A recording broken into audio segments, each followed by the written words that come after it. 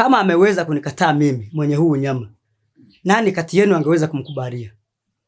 So tuachane na hayo. Masuala ya mapenzi tumwachie Ndamira mwenye mapenzi yake. Mimi hapa nina mchongo. Familia, mchongo gani? Sikia niwaambie, mimi kuna sehemu nimeipata. Ile sehemu itakuwa imetengenezwa kwa ajili yetu sisi. Sasa tukitoka hapa, tukafika pale tukapiga tukio moja tu. Tuweze tukapata furaha zaidi ya hii tulionayo. Tunafurahishana siku tukikutana hapa. Na uhakika mwanangu, hizo kodi ni za kweli. Sema ukweli. Okay, sikia. Kwa yule atakayekuwa tayari, aje nimpe information kwa ajili ya kupata hiyo mali. Nani asihitaji huo mchongo?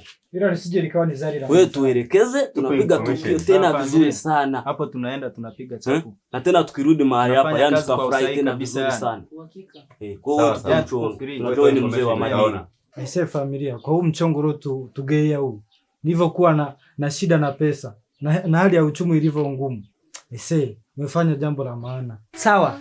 Nyinyi jipangeni. Kwa yule atakayekuwa tayari, aje nimpe mchongo, tukapige dili letu. Okay, sawa. Sawa. Hakuna shida. Tena mimi ndo nitakuwa na kwanza.